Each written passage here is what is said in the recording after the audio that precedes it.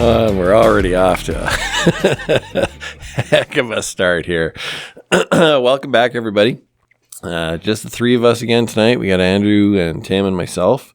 Vance is busy being a parent, and Chris was held up with some work stuff. So you're just flying with three small town guys tonight. A few good guys. A few good men, as Andrew suggested last week. And me.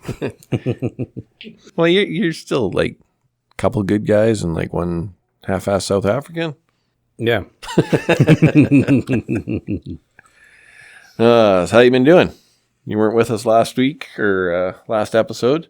Things are still progressing on the crotch goblin front. She is. It's taking a bit of time, but should be any day now. So that's both exciting and terrifying at the same time. Yeah. Uh-huh. Hopefully it comes out with all 6 arms and 3 legs and we'll be good. Is this Vishnu or what? It's a little bit of chemical residual from Johannesburg there. Mm-hmm. The leftovers. Like the fish, the three-eyed fish in The Simpsons. Blinky. Mm-hmm. You even know the name. That's awesome. Somebody enjoys their time. I don't know a lot, but I do know some Simpsons. Well, give us some predictions then. Oh, I can't predict the shit they're predicting, man. It's too terrifying when you actually look at it. I'm just waiting for the big dome to drop over top of us. I can't wait. It's going to be exciting. Maybe it's already there. Firmament. No, the firmament. Yeah, no, we're not going down the flat earth fucking rabbit hole. Well, I will agree to a lot of weird shit, but not the flat earth. Technically, if it's a flat earth, you can't go down the rabbit hole. We have to kind of just skate across the top because it can't go that deep. Yeah, you just go down a little bit and then shoot across. Exactly. Wow, it's got to be at least, 1.6 miles down? That's the gold mines in South Africa? There's some very deep 3 miles down there. down, maybe. Yeah, I got to go a lot deeper than that, actually, because what was the deep borehole? It was... Oh, in Russia, the Kola Super Bore. So like 12 kilometers or something, wasn't it? Yeah. So the Earth's at least 12 kilometers flat. At least. At least. Probably stopped just before they broke through. 5,000. And then you start hearing the screams from hell from the bottom of the hole and all the tortured souls. Verizon guests. Hey, can you hear me now? We're glad to have Tim back. We were missing the puns last week. Yeah, I was just kidding. Quite literally. But we were mentioning just before we got started here, I was like, okay, what topics we go to today? We're flying by the seat of our pants again. And I was dealing all week with this tariff bullshit. Back and forth. So Monday, it's like, okay, we're trying to get some product across down to the States. We're calling different brokers. Like, the tariffs are lifted. You should be good. And then shit blows up on Wednesday, and Doug Ford's throwing his 25% tariff on electricity. So Trump retaliates with the steel and aluminum tariff. But it wasn't just on like raw steel. It was actually products that are comprised mainly of steel. Oh, okay. So all of everything. Agriculture equipment and things like that. So even just, customers in the States that literally had already bought product, but we hadn't yet shipped it across the border. Now it's like, okay, well, what are we doing with this stuff? Right. And so, we're splitting it halfway and meeting each other, with discounts, and they're eating some of it and just trying to make it work to, keep operations going. But it's one of those things where every day it was like, okay, I got to give the customer a call. Okay, so what's the latest? What Trump, and then it was rescinded, and then it was like, oh, well, the tariffs are completely off now. And it's like, well, no, 25% was still left in there. So literally it's been a puzzle every day, and it's like, okay, well, what authoritative website do you go to? Because even the whitehouse.gov page didn't have shit updated. Yeah, it's changing like every fucking hour almost as to what is valid and not valid. And I don't get the whole, I shouldn't say I don't get the purpose of the tariffs. I get the purpose of tariffs. However, all they're going to do is impact your own economy. Like, I get that, yes, you want to force these companies to purchase and manufacture in-house, like in USA, right? But that takes time. It does, and I can guarantee you right now, there's farmers in North Dakota that are worse off financially because now they have to pay more for their agricultural steel-made products than they did a week ago. Right. And it's making the difference between, well, am I going to have enough grain storage? And then you throw the Chinese tariff of 100% on canola. Well, that literally tanked U.S. canola prices overnight. And so, the farmers down there going, well, what's happening there? Well, if Canada can't sell it to China, where do you think that canola is going? It's going to the next closest free market. And so that means all the U.S. farmers that are growing canola, they're now facing a market with lower prices. Yeah, well, even up here, I mean, with these tariffs and everything that's going on and no response from our fucking government on it because it's China, we can't make them mad. My brother and his son, they're now looking at their crop for this year. Like, are they going to grow as much canola as they normally do? Because now you're going to be stuck with it at a lower price. So to go back to your point of why is doing it as aggressively, it might also be if you give somebody a week to do a job, they're going to take a week to do the job. But if you do it like you rip it off a Band-Aid and just fucking make it happen, everyone's just going to jump. Things are going to go crazy. Yes, there'll be chaos, but it gets done in that time and it's not prolonged throughout his entire term. Deal with all of the crap that's happening now in the first couple of months, first year, and then after that he can start ironing things out while he tries to get himself re-elected. Well, but the thing is, he can't get re-elected. This is his second term, so he can't serve again. Easy, but I read somewhere that he's busy trying to adjust that bill. I don't know if he's going to be so old by the time he's already the oldest president in U.S. history. I'm sorry, Biden. No, I think Trump's older than him now. Yeah, but he's got more faculty, so he'll be okay. Yeah, well, Bill, give him by the time he gets to being like Biden, it's probably going to be another 4 or 5 terms. Yeah, but you look at how much that position ages those guys when they get in there. It does, but he can handle the pressure. Barack looked like a young man when he first started his first term. By the end of it, it's like, whew, he was starting to look like Joe. Yeah. But he can handle the pressure, though. I mean, he's done it for so many years in his own businesses and everything. This is just a different version of it. Yes, it will definitely age him, but I think he'll take it in his stride like he does with everything else. Yeah, I don't think it'd be to the point where he's going to try to change things to run for a third term. I know that's been thrown around there before during the election campaign. I don't see it. I don't think the legalities you'd have to go through in order to change that, it would raise too much of a stink. So kind of like the legalities of tariffs. Well, it's a legal tool. I mean, but those are legal to some degree. And there's the USMCA, or formerly known as NAFTA. I don't know that Canada's brought any, tribunals against these tariffs. I mean, other than they're saying that. No, we're just doing retaliatory stuff to, I'm taking my toys and going home then. Yeah. But, and then dairy got brought up and it's like, oh, well, technically Trump's bringing up this 240% tariff that Canada has on dairy. But you have to look into the finer details of that, and that there's actually an export or import quota that we have before those tariffs even come into effect. And they've never hit that quota in terms of volume coming in. So that tariff is not being charged effectively. So it's just a really good talking point when you have a 240% tariff, but really it's not even. Yeah, it sounds. You'd say the dairy farmers are just milking it then. Well, in Quebec, they're at the teat of the country, right? And along with that, it's like, well, that agreement was signed by Trump in the first place in his first term. Yeah, I still don't understand because there was no changes to the trade agreement when Biden took over, correct? Correct. So I don't know why his push to try and change all this again to, change a deal that he made 8 years ago. I think it's more because he can. And he's also just implementing things more aggressively. Because a lot of stuff where they put out the bills and stuff that they wanted to make happen didn't actually get done.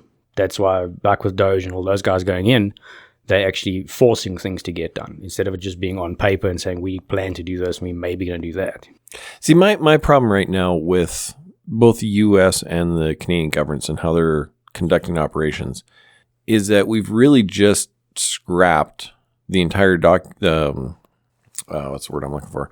Our free elected government officials policy, so to speak, the democratic process. Thank you. Having brain farts here. Because right now, both the U.S. is using the executive orders to make laws. The Canadian government is using the orders and councils to make laws and just bypassing the entire fucking reason that we have a democratic society. They're just arbitrarily doing whatever the hell they want. They're bypassing the House and the Senate. Yeah.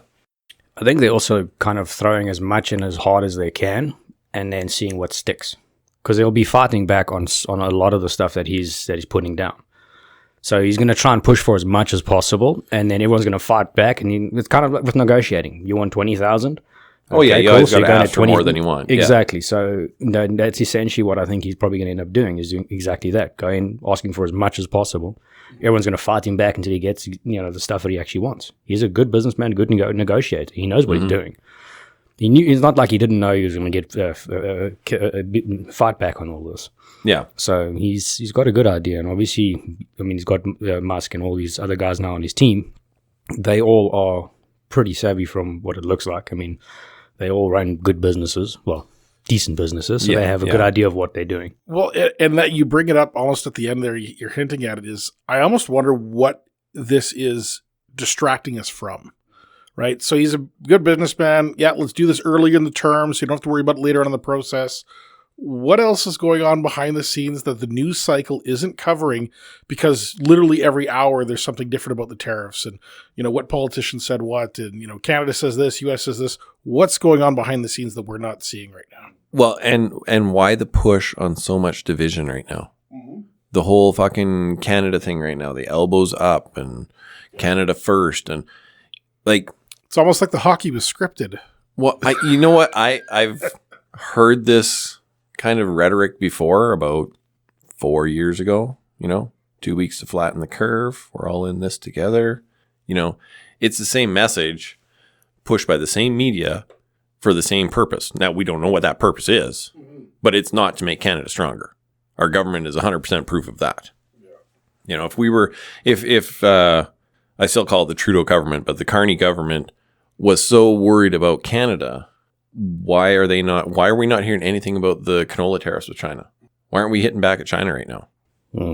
It's a good question. It's media propaganda. Fuck. I'm listening to the radio on the way into the city the other day, and the DJs are talking about this, Canada strong and Canada first and Canada. I used to be a very patriotic, proud Canadian. I am absolutely disgusted with how my country is run and seen worldwide now. The last thing I want to do is wave my Canadian flag and be proud of my country right now, because there is nothing to be proud of. The views expressed on this podcast are purely mine. But I'm actually with you on that one. I used to be a very, very proud Canadian. I always had a Canadian flag in the house. Would made a point of always going to Canada Day. I proudly sing "O Canada" in both official languages. And it's been like in the last couple, ever since COVID, really, when our governments turned their backs on the people, that I can't have that same sense of pride. No. And when you also see the levels of corruption and incompetence in government, it takes away from that what you're really proud of as a nation, right? If the people of this country still vote for leaders that treat us and abuse the system the way they have, and that's regardless of what political stripe you are, if you can still vote for those same leaders after what they've done to you, then to me it's like, well, then what are we really proud of, right? You're proud of what? Corruption, paying back your buddies from, and that goes for conservatives as well as definitely liberals. But it's all of that backroom corruption, and people are just complacent and accepting of it. Yeah, I've never been a left wing liberal supporter. I've always been more of a centralist kind of person. Typically, I would vote conservative federally, but honestly, in this next election, I am so over our politicians that I don't even. Well, first of all, my vote's in Western Canada. It doesn't fucking matter anyways. No. Nothing we do over here is going to make a single fucking difference. Yeah, the election's decided by the time it gets to the Ontario-Manitoba border. Yeah, Greater Toronto area has more seats than all of Western Canada. Yeah. So, but yeah, I'm done with it all. I don't trust any political parties now. I'm over it. You seem like you don't really have much of an opinion. No, not at all. Yeah. Don't get me angry, man. And then you think, okay, well, what's the next step? How do you vote yourself out of this mess? And I just go, I don't know. I keep seeing, and you look at the polls, and Mark Carney's government is now, surging in the polls because of this political crisis of the tariffs. And it's like, well, now it's potentially a liberal victory. Never mind a conservative majority that slipped to a conservative minority. Now we're looking at liberal minorities and maybe up from there for them. Yeah. And I go, really? Like, the rest of the party is still the same. If you look at what Mark Carney has stood for his entire career, he was an advocate and a champion for a carbon tax. And now he's talking about, oh, okay, well, I'm going to get rid of it. Like, I don't believe it for 1 second. He's been advising Trudeau for the last 8 fucking years. Anything Trudeau was doing, Carney was 100% behind. It's almost like Trudeau was the puppet and Carney was running with the big dogs that were really pulling the strings. And he got told, shit's not going well. You better step in there and, let dad take over kind of thing. Yeah. Yeah. Time to step back, Junior, and we'll show you how it's done here. My only hope is that the people that are conducting the polls are the same ones that were conducting the polls in the States that said Kamala was going to win. Because then we got to hope. But I don't know. Just even my own family, I meet so many or see so many comments online of just how radical left-wing they are. And these are people that I don't think typically would hold these views previously, but over the years they've just become more and more left-wing indoctrinated. And it's really, it's a shame. I feel bad for my own family that they've gone down that path. And I think as a country, a majority of people have gone that way. And so that's why I say, I don't think this is something we can vote out of, because I think there's too many people in Ontario. There's too many, even in our own provinces, the number of people that are voting for radical left-wing policies is increasing at an alarming rate. Well, I mean, I can't remember if were we talking about last week? There was that poll in Alberta about separatists. Oh. So they did a poll out in Alberta. And I mean, Alberta is always very conservative. But there was already, they said, if the Liberals win the next federal election, would you consider separating from Canada? 30-some% said yes, they would consider it. Another 35% said they already consider themselves separatists. And then there was another 15 that were undecided, and then the 10 that were no. So potentially, with Danielle Smith out there, you get a Liberal election win in the fall or whenever they decide to actually call the election, you could see a referendum in Alberta on separation, within the year. And just because you want to separate doesn't mean you necessarily want to run into the arms of the Americans. Right? No. There's another third option, which is essentially a landlocked, independent country.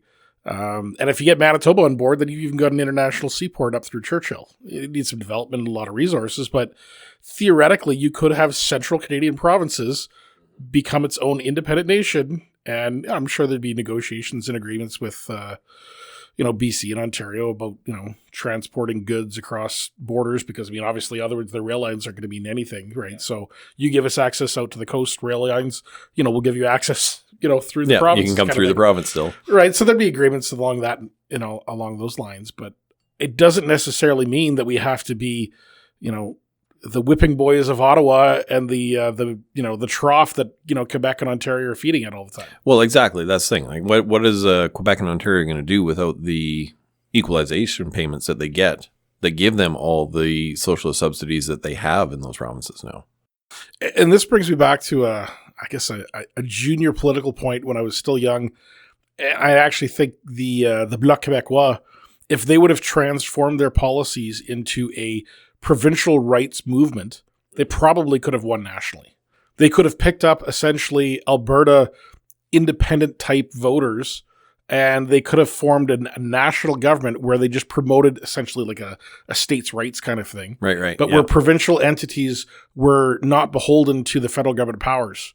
And I actually think that would be something that would be interesting to see as a political development in this country, is just individual provinces having more autonomy, having less centralized control from Ottawa.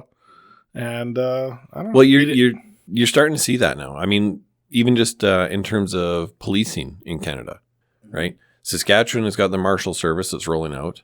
They're also looking at replacing the RCMP with the Saskatchewan Provincial Police on top of the Marshals, but the provincial police would be strictly more like an FBI type setup.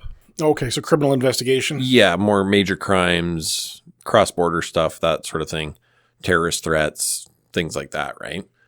And there's already been, because they were talking about this, the one, I don't want to get specifics, I don't want to throw anybody under the bus, but from reliable sources, there's been lots of talk about the RCMP actually pulling out of the provinces. and what that's going to look like. Interesting. So would the RCMP still essentially be the role of the FBI federally then? Yeah, so they would be kind of the overseeing body for the Canadian version of the FBI, whatever they're going to call it. And then you would have these provincial forces FBI. that would work, FBI, that would work in conjunction with that entity, right? Yeah. Well, and I think that's something to explore because, I think there are enough regional differences within our country. You look at the difference between Atlantic Canada, Quebec, Ontario, the Western provinces, even the difference between, Alberta, Saskatchewan, even parts of Manitoba, all fairly cohesive as a entity type group. But even when you get into BC on the Lower Mainland, that's a different type of population, right? Right. And so the question is, can you have a government system that works to thread the needle for all those different groups and that can benefit them and see that they're economically advantaged to work in cohesion? Or is it better off to have them working in a more siloed approach and, having it managed that way? It's something interesting to be looked at and studied, I'd say. Yeah, it's definitely be interesting anyways. See what comes out of the stuff. So then maybe then the RCP won't be so interested in confiscating our guns anymore either. Yeah, and that's one I still don't get. Like, is there that much cry in Ontario to be regulating guns still? Like, legal gun owners make up, less than 6% of the population? Yeah, something like that. And statistically, they're not the ones committing gun crimes. No. The majority of the gun problem that we have in Canada is illegal guns coming in from the U.S. I think it's something like 98% of gun crimes in Canada are committed with illegal firearms. Yeah, or ones taken from the RCMP. Or stolen from the RCMP cruisers. Yeah. Hey, I lost my carbine. How'd that happen? Weird. Yeah, the whole thing was the shooting in Nova Scotia was what kicked it all off. Every single one of those guns was smuggled from the U.S. Yeah, or taken from RCMP. They weren't legally obtained anyways. Yeah, they weren't legally obtained. But so again, like this whole crackdown on legally abiding gun owners, for the most part, all the guns in Canada, they reside in safes. Like they don't see the light of day, and now you want to start criminalizing people that, I don't want to give up my gun. So now I'm going to be a criminal in a year once the amnesty period's done. Yeah, well, the biggest problem is that all the guns that they've, other than the handguns, all the guns they've banned are non-restricted firearms. So there's no registration. There's no record of who has what. Well, there's records. There's records that you purchased a firearm, but that's it. Well, there's the gun shops that I've purchased my stuff at, they have a little logbook that sits at that counter that writes what my name was. And oh, really? I've never had them fill out a logbook. Every time. It's a TNT Gunworks in Regina. I'm pretty sure the one in Avonlea. Sorry, I didn't purchase any firearms. A friend of mine, the last 3 firearms he purchased, they didn't record any information. They looked at the PAL, verified it, wrote down the number so they could call it in, and that was it. Yeah, no, the one in Regina, they've got a little logbook there, and it's a big, thick book. All it would take is the RCP to go, we're going to take that and go photocopy that, and they would know exactly who initially purchased. I'm not saying it didn't lose it in a boating accident or sell it to another law-abiding I sold it to owner. another guy. But I think now, legally in Canada, if you're going to transfer even a non-restricted firearm, you're supposed to, isn't there a form you have to declare and submit that to the government? Very possible. I think it just changed within the last 2 years or something like that. Yeah, it's very possible. I don't know. I don't plan on selling any, so I'm not up on those. Yeah, I lost all mine, unfortunately. Yeah. Those boats, got to really watch that. Yeah, I thought they'd be good in the canoe, but apparently not. They're not very good pedals at all. No, they just, dropped it. It's poor fish with all the lead poisoning. But anyway, they were talking on, CCFR was talking about that their part of their buyback plan is to send a letter to all PAL holders and ask them to voluntarily fill out a form listing the firearms that they have. Not going to be a very long form. you can imagine. The form can be multiple pages if they want. But, you can imagine how many people are going to fill that out. Well, yes and no. I think there's enough gun owners in Ontario that are probably going to still toe the line. And I don't think there is. How many variations of not applicable can you write down? That's a good question. Yeah, I wouldn't waste the stamp to mail that sucker back. But the problem is, they got their yellow flag laws and stuff now. So, well, it's going to sound funny, but effectively my chickens are registered through the way I've gone through one of the grant programs, and now that so the different things when I started up our hobby farm, I now get letters a couple times a year from the Sask government saying, "Oh, watch out for bird flu, and we may need to call all your chickens if something gets notified, or if an outbreak occurs." And so they know that I have chickens legally on the government levels, right? So I literally have livestock that are registered, which is crazy. Like those are chickens that I have for my own personal consumption. Sell a few eggs to some friends and things like that. But it's crazy to think that we're gonna have gun registries. Well, we already have poultry registries. Yeah. Also remember, no matter how much documentation you don't fill out, you walk around with that phone in your pocket, you take a phone call, you walk past the chickens, your camera is taking photos of those. And it sends it up. Yeah, that's why my camera has a slide-on cover. Has a cover over it. Yeah, mine's to keep it warm. Makes the lens look bigger. And they say that's the reason why phones used to have removable batteries. Mm-hmm. Yeah, that's the reason they don't have removable batteries. Yeah, why you can't pull it out anymore. If you think it's off, it's always technically not off. And even if your battery drains to zero, there's still enough to at least can do a minor pin location every half an hour or something like that. I mean, eventually your battery would be fully dead, but by then they found you and you're done. Yeah, if they're looking for you. Yeah, I mean, I hold no illusions to any aspect of privacy in my life anymore, because we carry around a microphone in our pockets 24/7, right? Yes. Hello, CIA operative. Yeah, exactly. Hello. Sorry for that search the other day. Sorry, NSA or FBI. I mean, probably all three. They're all listening at the same time. I'm waiting for them to respond back. It's okay, don't worry. Carry on. Nothing to see here. And it's amazing because that kind of line of thinking used to make, conspiracy theory movies. And it's like, no, actually there's been whistleblower activity that's basically flat out said, yeah, no, we do. Yeah.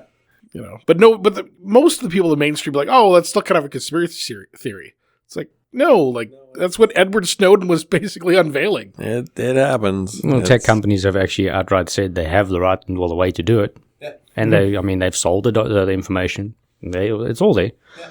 It's all there. It's all backed up. Everything you say, everything you talk about. Well, and the rubber stamp with FISA warrants in the U.S., they're even doing to U.S. citizens, which is supposed to be a major faux pas.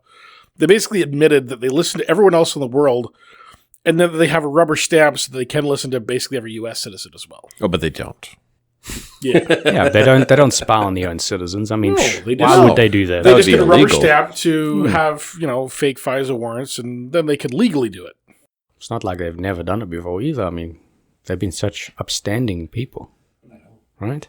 Pillars of the community. Yeah. The global community. Right? Yeah. Well, and you look at all the false wars that the U.S. has started. Gulf of Tonkin for Vietnam. You look at the weapons of mass destruction for Iraq. I don't know, Libya.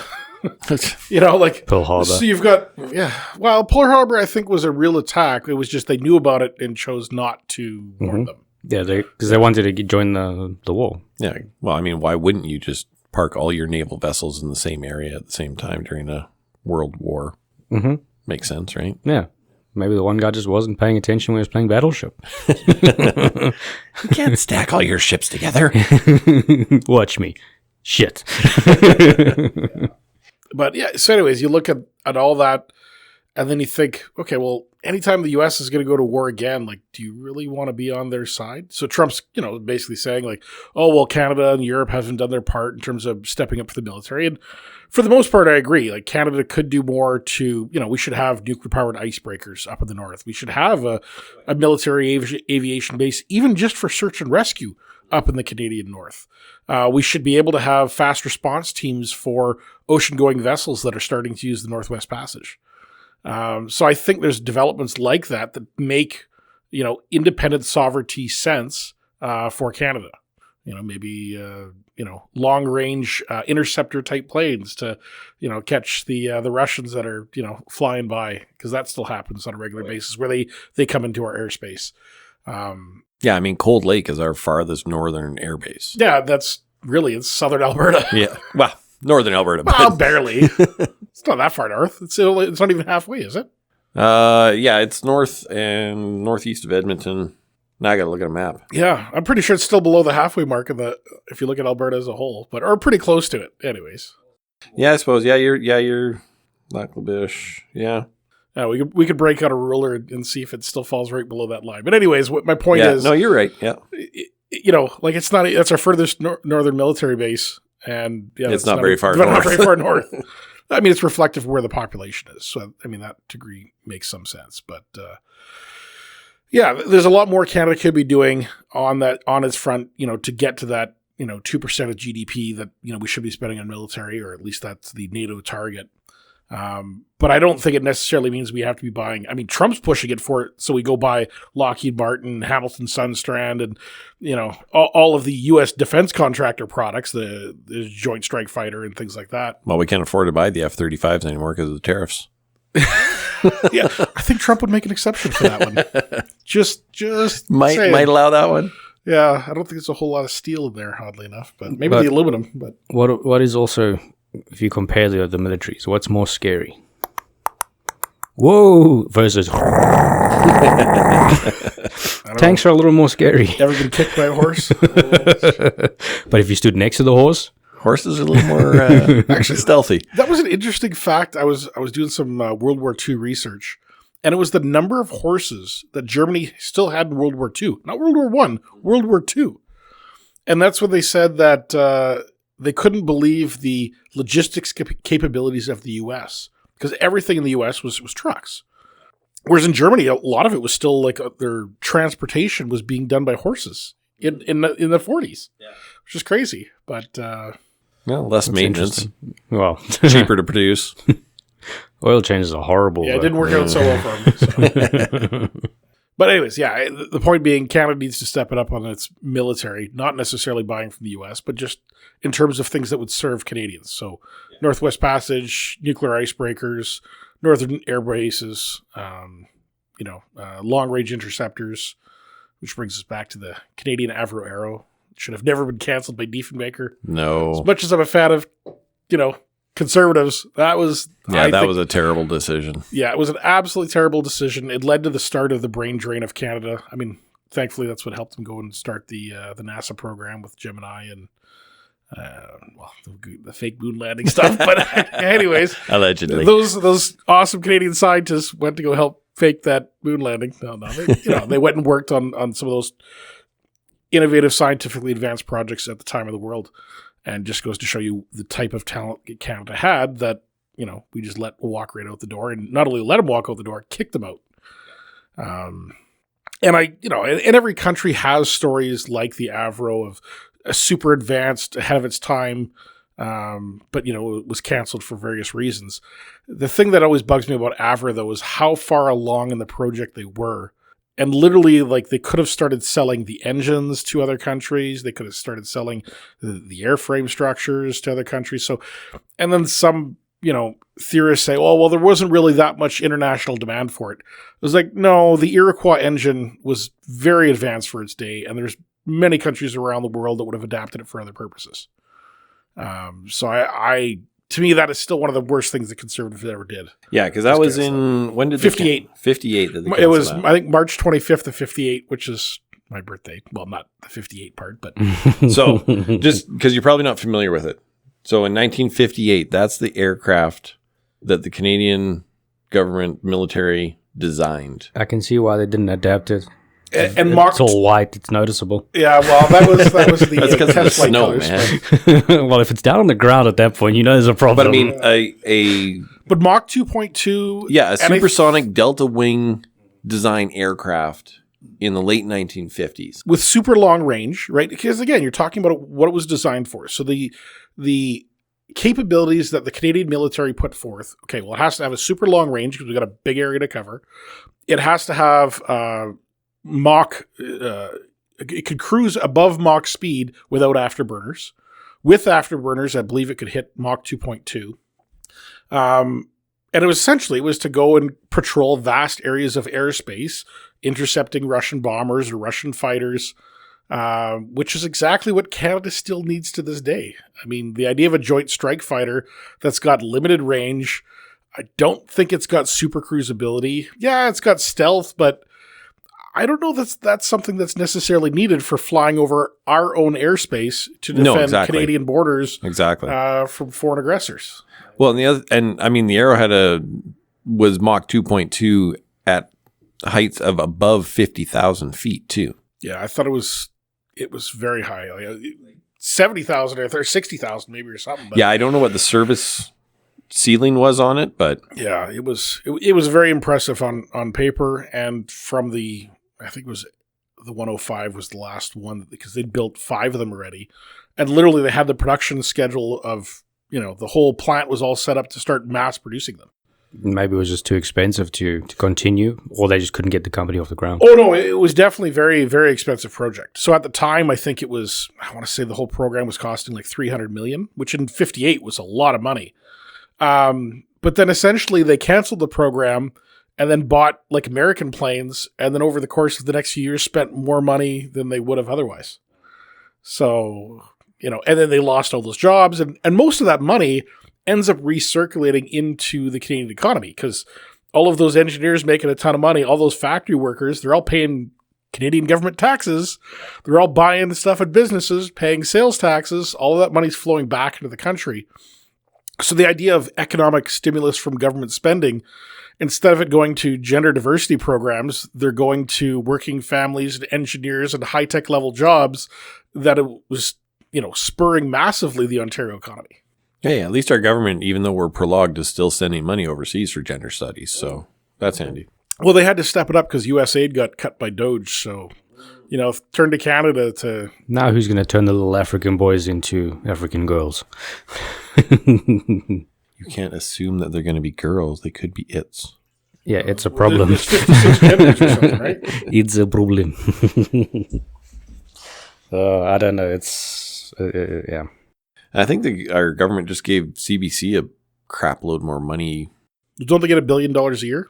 Well, I think they gave them like another top up this week or something like that. Some way somebody's got to say, nope, there's only 2 genders. Oh, wait, someone did. It's going to be interesting to see how much pushback he gets on that side of things. It's probably not going to be as aggressive as everything else for a while.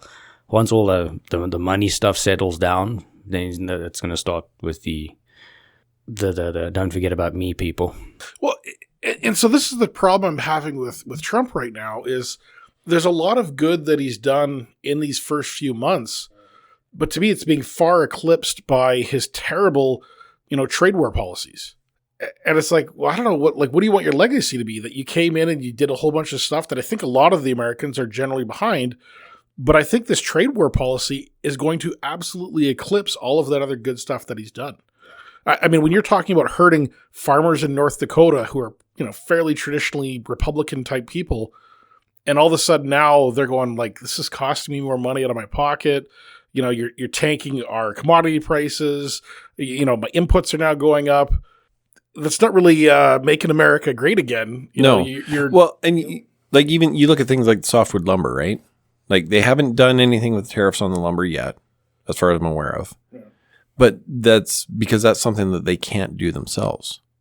The U.S., the natural environment in the U.S. does not allow for production of softwood lumber like it does in Canada. Well, yeah, because the growth cycles are too quick, so you get shitty lumber because the growth rings are massive, and you need colder growing seasons. You get tighter rings and stronger lumber. Yeah. See, I don't know if he has it in place at all or not, or he has it in mind to lay it up. But I think the people that are getting hit, like North Dakota and those places, he's probably, once everything is kind of settled down after this whole up and down kind of thing, he'll probably end up implementing some sort of relief to the farmers and the people that are Americans that have been affected.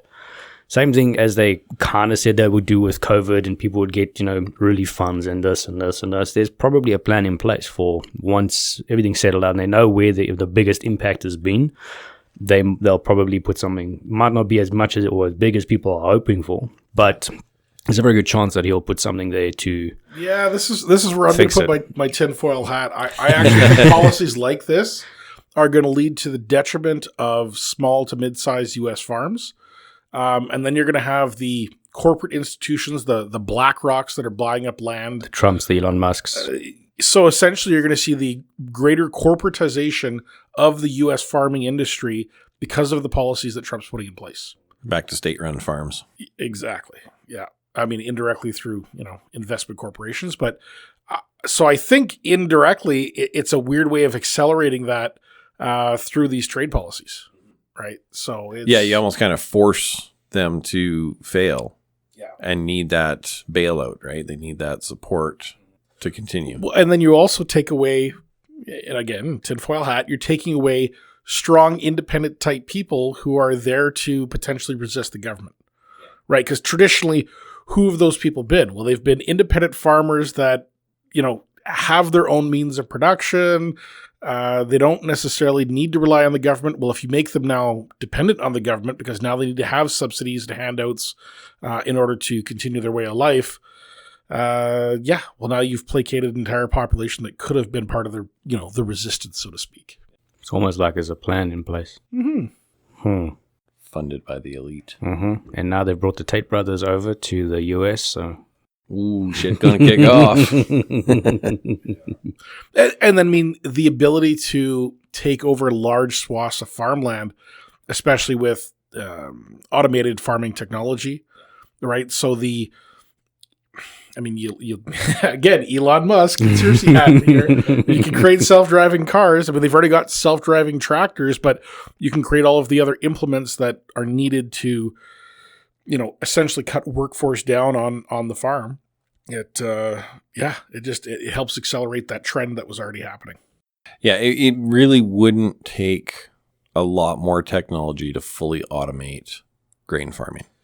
Especially you look at the drone technology for spraying, right? I mean, and so when you have that technology now you can have camera systems integrated with those things. Now you can reduce your crop inputs because now you can spot spray as opposed to, blanket spraying these whole big areas. Yeah, you send out your drone with a smaller tank and the AI is just like, oh, there's a weed, spray it. There's a weed, spray it. And if you look at the production lines just on vehicles by themselves, they implement the same system in the processing of the crops and everything like that from there forward. Mm-hmm. There's very little to humans actually needed there, if any. Yeah, they can streamline that system so quickly. Yeah, which then gets out to the hollowing out of America and Canada for that matter. You end up with the 15-minute cities, right? So if you don't need as many farmers out on the land, well, then your rural communities end up suffering because, quite honestly, farmers are the backbones. That's where the implement dealers, the mechanic shops for parts, the grain terminal type buildings. Well, those few industries in small towns, well, they end up disappearing because now you don't need as many because the farmers are, not there. So now everyone's relegated back to the cities, and now you can have your 15-minute cities. And yes, I better take my tinfoil hat off here. Going down a rabbit hole. You're not wrong. You look at Hollywood movies, right? Any utopian, quote unquote, society in these, sci-fi futuristic movies with the dystopian society of the working class to go with it, they're all based on that. Mm-hmm. And they all have automated farm equipment. Yeah. Everything's automated. You got the working class that still has to maintain shit and fix shit that's broken and everything. And I don't see it being much longer, and we're going to have a whole bunch of Arnolds walking around naked looking for John Connor. Because coincidentally, everything seems to be falling in the same timeline as the original movie. Slightly delayed, but pretty close. I don't know. I still think the implementation of full AI, I was listening to Rogan and Musk talking about it the other day, and to the original movie, their timeline is almost directly on point for the same time, same year. Well, it's interesting because I even look at my own job and starting to use different AI tools for marketing purposes. And so it would have been like an entire marketing department. Essentially, you could have one guy, properly prompting ChatGPT, creating a whole bunch of media content. This literally would have been like a whole department at a company. And now you can do it in-house with one person. And even then you could probably outsource that at some point. So, you look at my own job and it's like, yeah, okay. Like it's cool that I'm using these tools and I'm able to get a lot done with very, very little, but okay, well, it's, it'd be very easy to outsource and automate that down the road. I actually was playing the other day with a little bit of AI, just kind of messing around and just figuring out what I could do with stand-up comedy. Yeah. And I put in a couple of prompts of ideas of a joke that I wanted, and it gave me two page full options of how to present the joke, intro the joke, and say goodbye to everybody, with using my joke and everything in between to just elaborate and build a full-on proper set. And it's impressive. It's very impressive. Fun. And these are the kinds of roles that we always thought, okay, well, the creative class would always be spared, right? It's the factory workers that are going to have their production lines automated, and the robots are going to take over. Well, we're finding out through ChatGPT that it's the intellectual thinking positions that are very easy to replace once you've got these large language learning models. We'll go from Van Gogh to Van Gone. Did ChatGPT write that joke? Yeah, I guess the question is, was the AI created bit funny? It actually was pretty decent. Yeah. You'll see when I do it. And I would say the same thing from the marketing content, the blog posts and the social media posts that it creates you do need to screen it for things that maybe aren't quite accurate or... Yeah. But in terms of the messaging, it's probably almost better. Yeah, it's got errors, but it's better in terms of how it's able to eloquently put prose together in a nice, cohesive manner. It's not awkward. It's very fluent. It brings ideas together pretty well. Like I was trying to fumble some words together, and then I'm like, I'll just throw this in ChatGPT, and it took what I was thinking, is because that's what I put into the prompt, and then just made it all smooth and nice and eloquent. And then I had to pop out a few things that weren't quite technically correct, right? So, I still had to oversee it, but the fact that I needed to oversee it and that technology has really only been in use for a couple of years. Yeah, to me, it's like a year or two away, and I won't even need to screen it. You're just acting as an editor right now. Yeah. And also, how long is it before AI starts using us the same way? Where we think we're actually putting out the idea or giving it the idea to write out, but it's actually telling us what we should be saying. Well, once you get that Neuralink installed. I'm down. I'm in. Musk. I need this accent fixed. Yeah. I'd be done. I could pretend to be in a wheelchair. That was another tinfoil hat conspiracy theory. I was watching something. They were talking about Stephen Hawking being fake.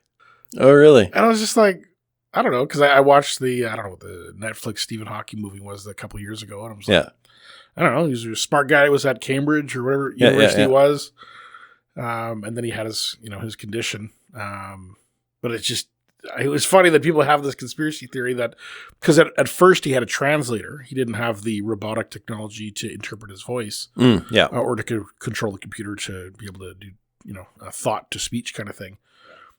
And I was watching the video, and it was absolutely... I'm used to dealing in childhood gibberish and trying to decipher it. This wasn't even at that level. And this guy's basically making up these full sentences. So I was like, oh, okay, well, maybe there is something to that. I don't know. But, you've got one of the most brilliant minds in human history. Yeah. So either that, you must have had if you're thinking of it as a Biden puppet type phenomenon, you must have had a whole team of scientists behind that guy's mind. Yeah, I know. I used to be on the Biden conspiracy where, it was an actor wearing a mask sort of thing, pretending to be Joe Biden. And then you listen to him speak, and it's like, no, nobody's pretending to be that fucking stupid. Yeah, there's definitely people behind him that are telling him what to say and, where to go and point him in the right direction to get back to the White House. And his brain's just not processing that information anymore. Yeah, I don't know. But also you can get some ridiculous actors, though. I was watching today, actually, one of the old Addams Family movies. Yep. The Addams Family Values, where they're going to have a baby, and there's a kid in there that is wanting to be an actress, and she does this whole drowning scene where she's overplaying everything, and I'm drowning. I could see it. Some people that is their technique. That is their Yeah. Which leads me to another thought process: is the advent of AI generated video. And at first, okay, it's like, somebody's got 7 fingers and their neck twitches out of sequence. But that technology is getting so good, it is becoming harder and harder to tell literally by the month. Well, and you got to keep in mind, that's the stuff that we're allowed to access. Yeah. What about the stuff that they already have? So just a simple AI. I said to TikTok AI, create a picture of me sitting on a jet sipping champagne. Did brilliantly, except for the second glass of champagne that's currently sitting randomly. Yeah, right. So I mean, that looks like your face. It is. I mean, they're all. I mean, I don't look bad, really. I mean, well, other than it's got too soft a lighting, and you never look that good in real life. But thanks. well, hey, it's AI generated. But But I mean, it's not going to be very long before they can gritty up that image, right? Okay, have more grittier lighting. Don't make it as smooth. Like, I mean, essentially, it's like throwing a filter on it. So that was AI generated. That's an AI so generated. Jay's showing a picture of him. So I did in front of a brick wall. I did a bunch of headshots. It even captured his like not so muscular body. My not so muscular body. It made me a little skinnier, but you look like a woodsy dude. Yeah, and so and then now Tim's showing a picture of like him at like a nightclub comedy stand-up scene. And again, it's just a little too soft around the edges that makes it look filtered. But I mean, it's not. I mean, that one's one of you in the woods. That's pretty realistic. Yeah. But yeah, like, if you'd shown me that picture, I don't know that I would have been able to tell that without knowing that it was a fake generated photo. Some of them are really on point. When I did them, Tilly would look at them and she'd be like, "Well, that's not you." Yeah, but that's your wife. Exactly. Yeah. So I mean, the facial hair was slightly off. Yeah. But also, it most of the time, it generates from a whole bunch of images of you that it finds all over the web anyway. And a couple of hints from what you are currently wearing. Like TikTok, I'm sure, does that exactly because you've got so many videos of yourself doing stuff online. Yeah, this one was an actual specific, like they had a whole page of instructions on, what types of images to upload, what kind of a variation of images, smiling, sad, angry, all that kind of stuff, right? So it can do a more accurate representation of you. Well, it's like Ange keeps sending me videos every now and then, and I watch them quite carefully because it's stuff of like Joe Rogan and Musk talking together, or them talking about different stuff, or Zuckerberg or whatever. Oh, famous people are so easy to fake now, and they deep fake it so much. You have to be quite really watch what's there, and you have to listen carefully to the voice because you can hear where the mistake kicks in. Yeah, or the lips don't move correctly. Yeah, and you can hear, because I've listened to so many of the podcasts of those particular people, I can hear where their voice has been drawn from other places and used and adjusted, and where the sound has been played with. And but it's very difficult to pick up in general. You're just watching a video, you think, oh fuck, that's what that must be. This must be true. So it's very impressive, and I mean it's only getting better day by day. Yeah, yeah. And the other thing too is they're also training AI in order to recognize these things. So it's that point counterpoint type thing. Getting back to the conspiracy moon landing type stuff, they ran in a lot of the photos that are available from NASA through this AI detector. And basically it was like, oh yeah, no, this photo is fake for these reasons. And it debunked like a whole bunch of, I'm not sure if it went through the whole catalog and library, but the ones that they did feed it, it debunked it and then gave reasons why it debunked it. So it's not like it was some, tinfoil hat conspiracy guy sitting in his mom's basement. This was a computer system that's meant to detect fake photos. But who programmed the prompts? I was like, oh, wow, that really throws a whole new level on it that I wasn't expecting. It does. Because, I still believe that, we landed on the moon. Like, you don't fake a $5 billion program with that many people involved and but back to what conspiracy about it. Back to what Jay was saying about the one that he did with his photos. It might, depending what software they used there, it might have been one like it's automated, like the TikTok version, or was it one that somebody had to sit in there and add in certain prompts, certain information that they are looking for, criteria and stuff to search for. Because you can program it to look for specific things. So you say, all right, I want this, this, and this, and it searches for exactly that. So if you say, all right, debunk this for me, it'll find a way to debunk it. Yeah. Versus just generically tell me about this image. Like telling scientists to, have a study that proves global warming. They're going to find this. They're going to find evidence that proves it. Yeah. Yes, exactly. I actually was listening to a podcast where they were talking about the Tic Tac and those specific videos and the infrared shots that they have. And where the Navy actually published saying that this was from our cameras and the company that actually designed it kind of jokingly sent them an email or a message somewhere saying that, you got us to design this. So what you're actually seeing isn't what you're saying you're seeing. Because you asked us to basically design software so that you could track the heat signatures of a jet or a craft in front of you that's flying there. Not a photograph, not a video. So what you're actually picking up for the most part on a lot of these images is the heat signatures of a specific thing. So it's not picking up an aircraft around it, it's just picking up the actual exhaust heat, which looks like a circle or a bubble or whatever it is on certain images. Not to say all of them, but essentially that's what they're doing. If they wanted a specific criteria or a software to be able to track UFOs or take photos of things, then they should have told them about that. Yeah. Then they would have built that system. But also they need to know what they're looking for because they've never seen one before. So that they have a way, essentially it's the underlying bias in the code, right? And I think you're actually starting to see that, or at least people are aware of that now when it comes to the chat GPTs. And like if you ask these prompts, not so much technical questions, but more social political type questions, you can clearly see the underlying bias that these models were formed off of, or that they were developed off of the internet, or the large databases of content on the internet. And so these systems are only as, capable as the data that was used to program them, whether that's the bias from the computer programmers or whether that's the bias from the data sets of which they were, learning off of. And then so the other counter or further development on that is, if AI is then used to create more content, do you have a self-reinforcing bias because it's used, let's just say for argument's sake, it's found a whole bunch of left-wing stuff. Now it's developed its model and it's more left-wing biased, and then it creates more left-wing content in the media, and then so that it's learning more off of left-wing content that's out there. And the same thing can go, vice versa. It's I'm not searching saying for exactly those to, specifics. just biased left-wing, but it's sort of that echo chamber idea. In that Confirmation bias, right? Confirmation bias, exactly. Yeah.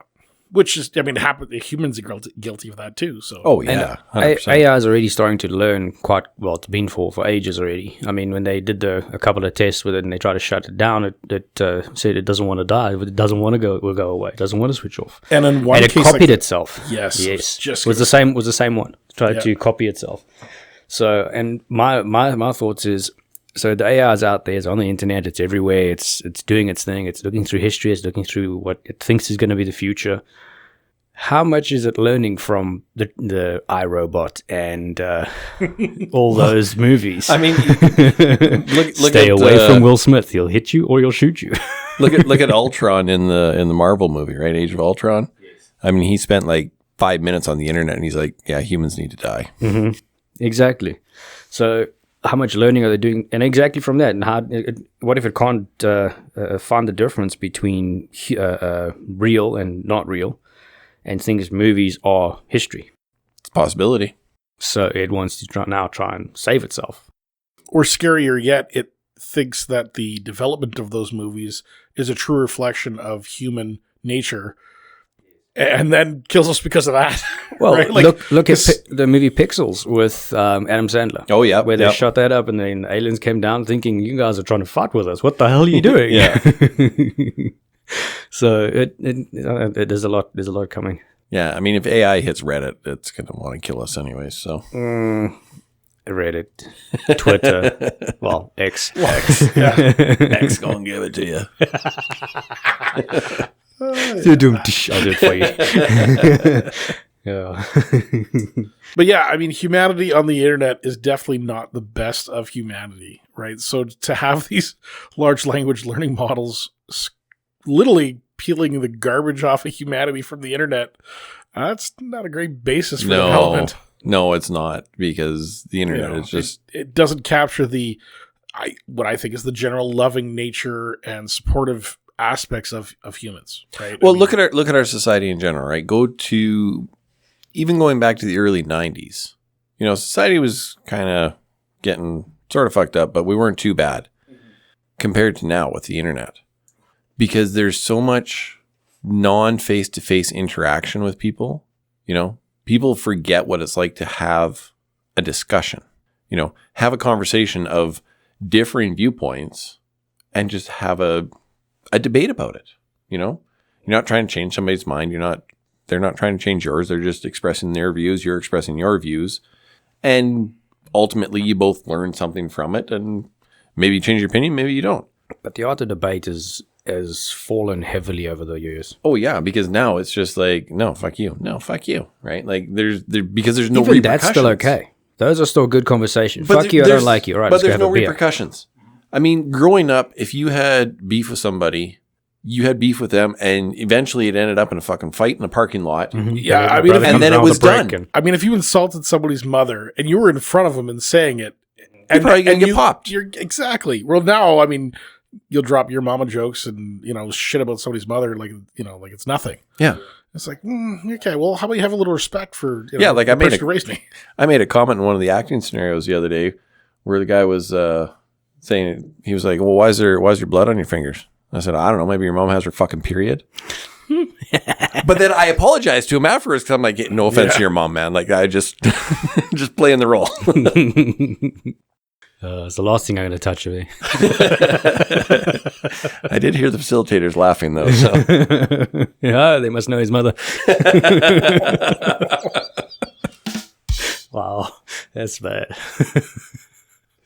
So here's a thought for you. We have all this creativity all around us. Movies, books, paintings, all kinds of stuff like that. And everyone thinks it comes from somewhere. Maybe another, universe or something. What if it's just memories from the human form from different lives, different existences, different planets? We're just re-experiencing it by putting it out into a movie or a series or a book. Well, it's more like your simulation theory. Yes, right? Maybe. But even like reincarnation or just basically a continuation.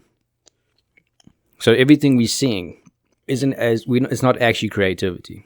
We're actually seeing things that have happened somewhere else at some point in some life form. In some respects, I would say that humanity is a development of its ability to learn off of previous generations. So it may not be reincarnation, but I mean, we study Greek philosophers. We study classical Roman architecture. We learn from the developments of the scientific revolution, the Enlightenment age. So, I mean, we build off of the backs of giants throughout history.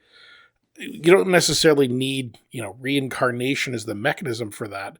But, I mean, try to find an individual in this world that hasn't been influenced by our history, right? You grow cartoons like Bugs Bunny would reference classical references and, different things. So, I mean, even a child growing up is going to be exposed to history, which is essentially what separates us from most of the animal kingdom, is that we have mechanisms through education, through stories, through written items that give us that basis to then do exactly what you're talking about of, are we basing, did I have an original thought, or did I combine, Greek architecture and some South American things that come up with this new crazy design, and really it's just a combination of those in my mind. I get what you're saying. That's more along the lines of the idea of it being influenced from different directions.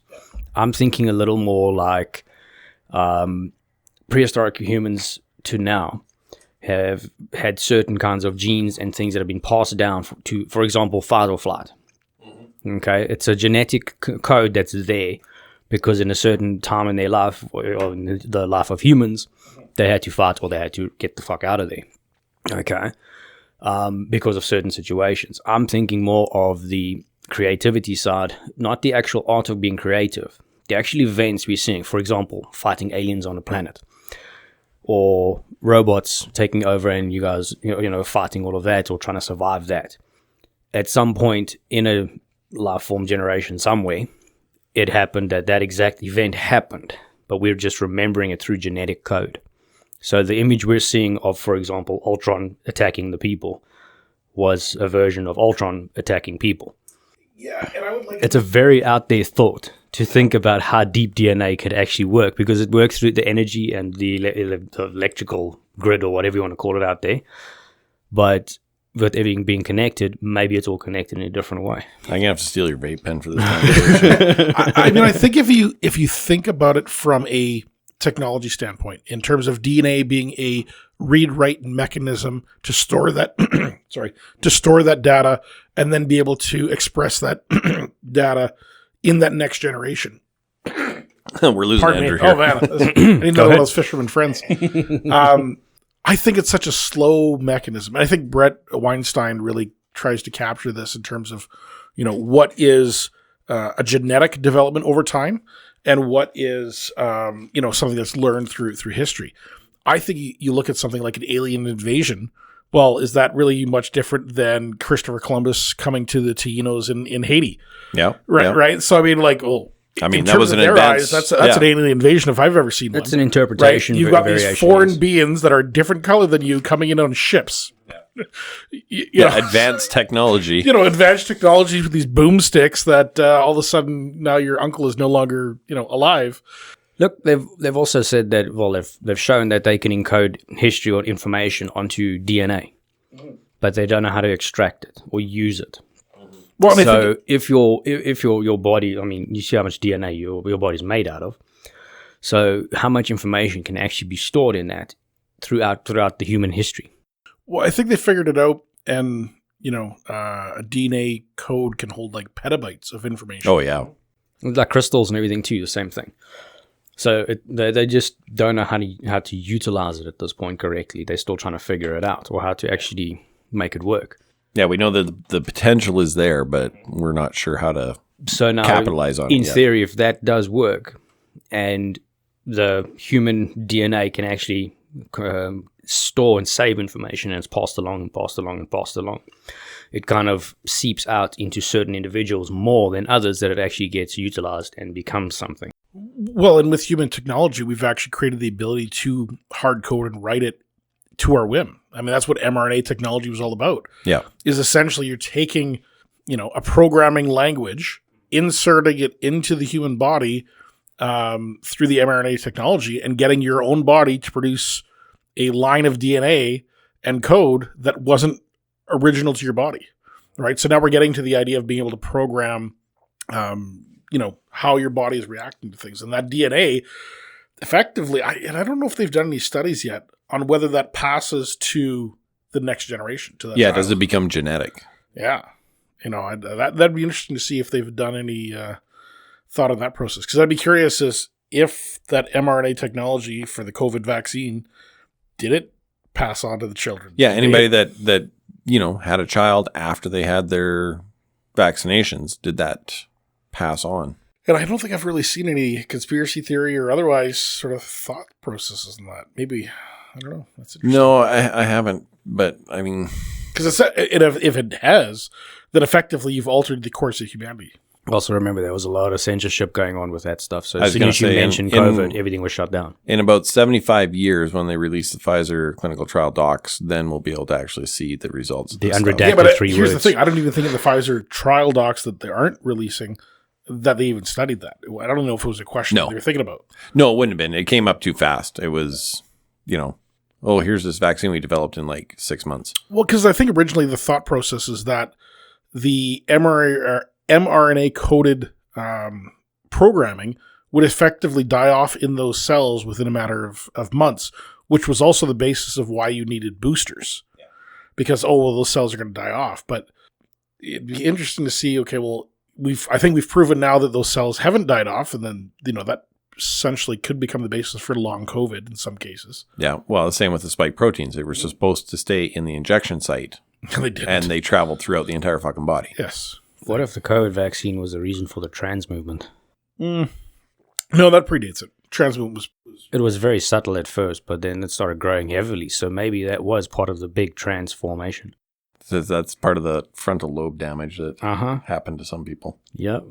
They got a jab and things changed. Yeah, I think that's more of just you talk about different mechanisms with the DNA encoding. I talk about that as being social encoding. So I think there's been studies throughout human history of neurological conditions and how they spread within communities. Like mass hysteria. Like mass hysteria. And so if you have more prevalence of, in this case, maybe transgenderism, because there's more prevalence of it, does that then create the social conditions to then sort of ingratiate the next generation that are around those individuals? And they would see, I can't remember what the study was, but they would show spikes in either mass hysteria or some other neurological type condition, and then it would like die off. So you'd see this like high ramp, more and more people are having this hysteria, and then it would just all of a sudden work its way out of the population. So it's weird that, so yeah, we could just be going through one of those kinds of cycles. So I had a weird thought about, you mentioned Stephen Hawking earlier. What if that guy got a Neuralink? Well, to some degree, didn't he? Like, he didn't have brains. Like, it was sort of a... He kind of a thing, but not like what we have now, what they've created. Could you imagine his brain with the full potential of what Musk's Neuralink is supposed to be going towards now? Yeah. I mean, that guy's going to get up and start fucking running. Well, and I think they're already experimenting on that with people with like amputee situations where they have a Neuralink set up and now they can control prosthetics. Yeah, and the speed of which they can like articulate their fingers. Yeah, and you're move starting their to get arm. towards that cybernetic. And they can play games faster than any actual person that is abled. Like, I personally would never want a Neuralink, but if I was somebody who was disabled, who had, Oh, dude, even with my knees being as fucked as they are, if I could get bionic legs, man, fuck. Right? So I understand the appeal of why this technology it's not going anywhere. Like, as much as people may hate on Elon Musk, there are so many people with spinal cord injuries or neurological conditions that, where essentially they've got like a brain body block. Well, now this unlocks things. I mean, there's also neurological conditions that cause blindness. I mean, you're talking about maybe allowing the blind to see. I mean, you're talking God level type technology, or unheard of. Yeah.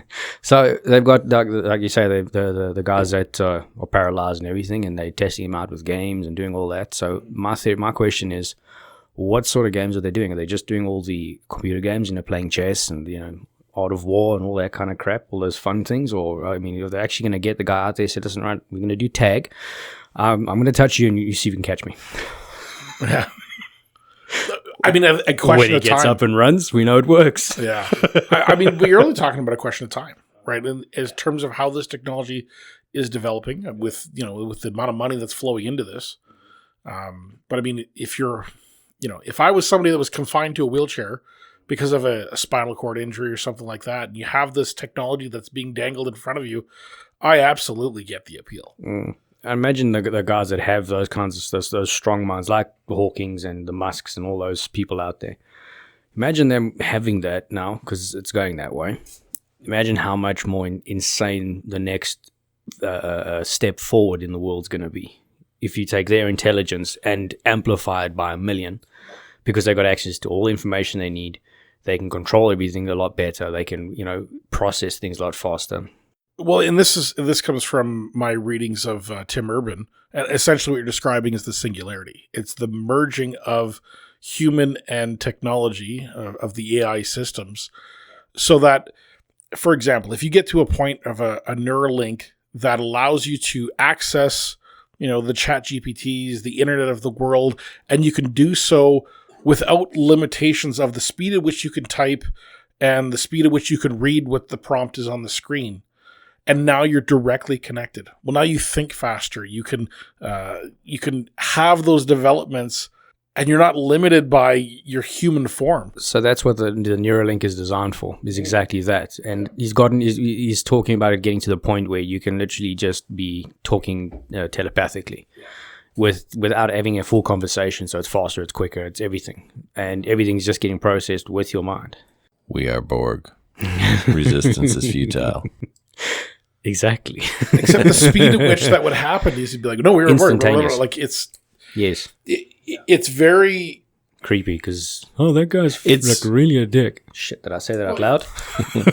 It's an exact description of what singularity type aspect is, right? It's scary at the same time. It's super interesting. Yeah, I was just going to say, define humanity at that point. Like, Yeah. is humanity the physical flesh, the bio machine, or is it the AI that's plugged into it, or the human interface that's communicating with the AI? Well, that goes back to our discussion from fucking weeks ago or whatever, right?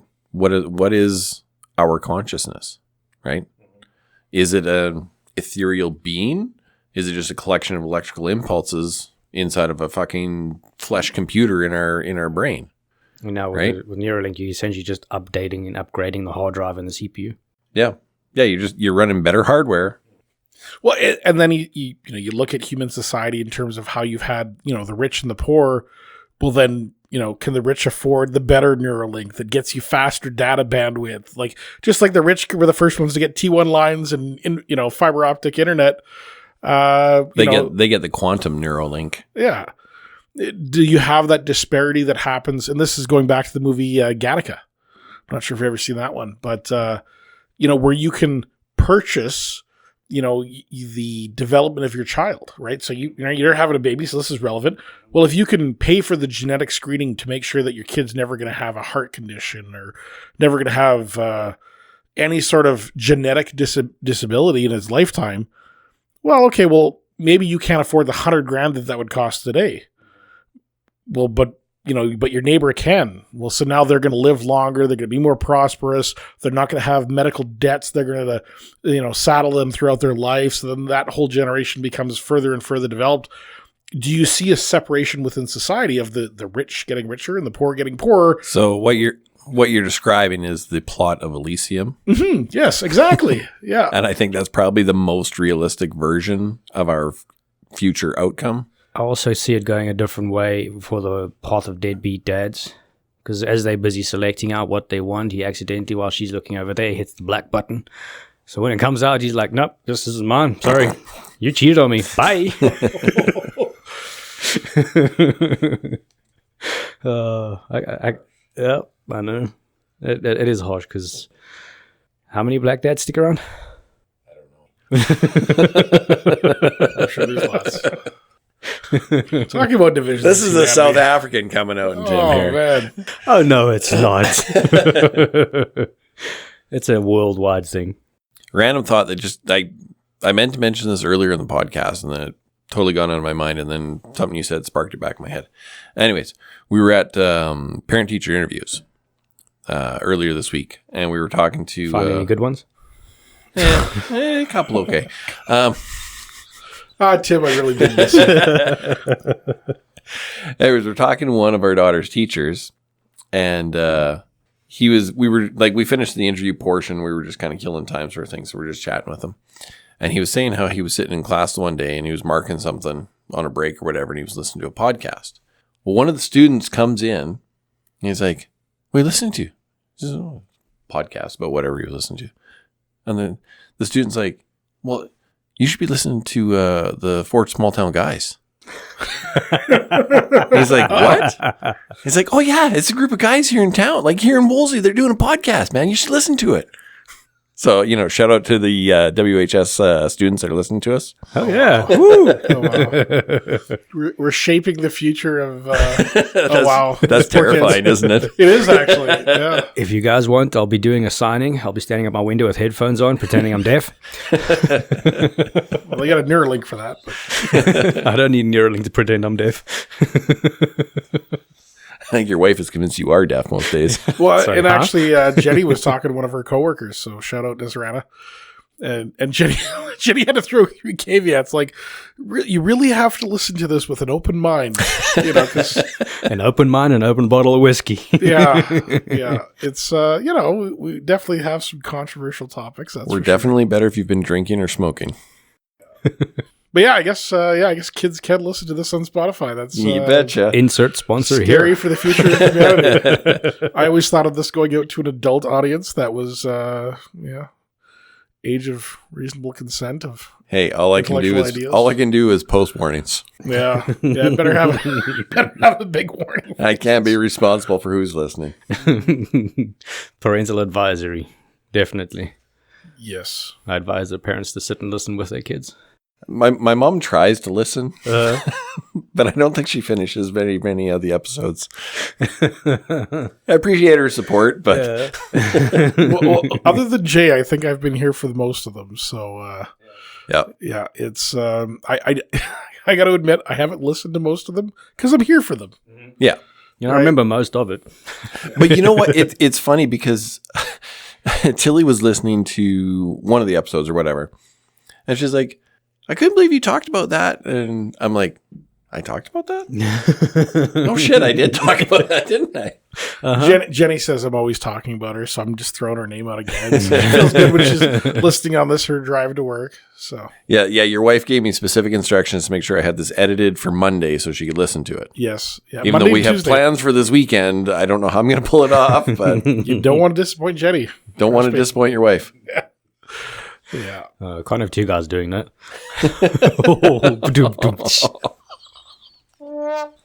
Wow. If you could hear the look he's giving me. But you know, the funny thing is, Jenny is just pissing herself Oh, laughing. she is. Yeah. She's like, I've had 5 minutes devoted to me on this segment. It's great. Hi, Jenny. Good. Well, we're going to take a quick break here, and then we will pop back and finish things up.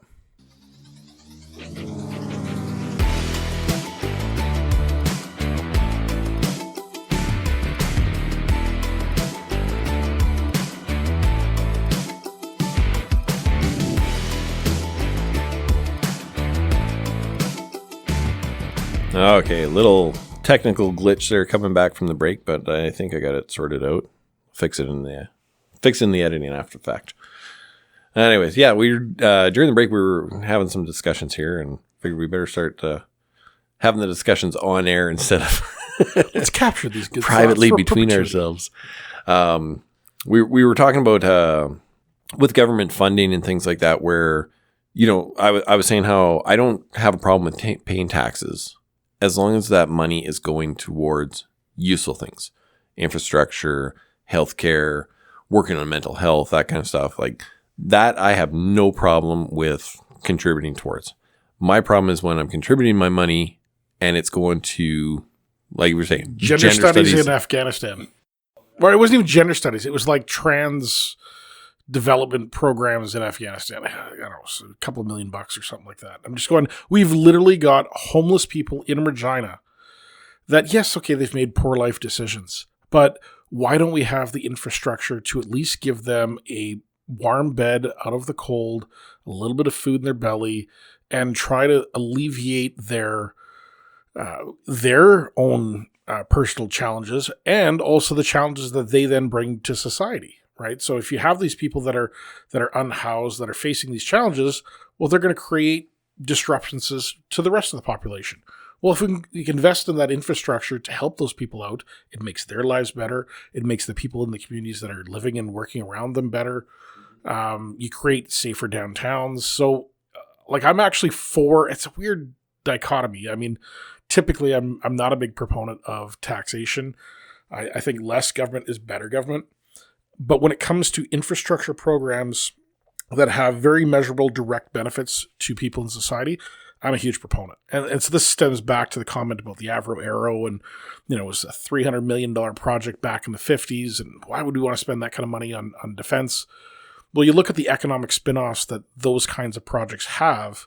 I would much rather spend it on physical infrastructure and jobs of that high technical and mechanical nature, all those factory workers who would have been building these things, as opposed to social development programs that are intellectual think tanks. That's where I can't see the value in it for as many of those programs. Now, I'm not saying that there aren't social type research type programs that aren't worthwhile, but I say on the vast majority of them don't hold up to the standard as what an infrastructure project might. Mm-hmm. Yeah, and I mean, and going to your homeless point, right? With a place to sleep, some food in their belly, that kind of thing, right? There's guy he's up around Edmonton area, and he came up with these little micro houses, basically.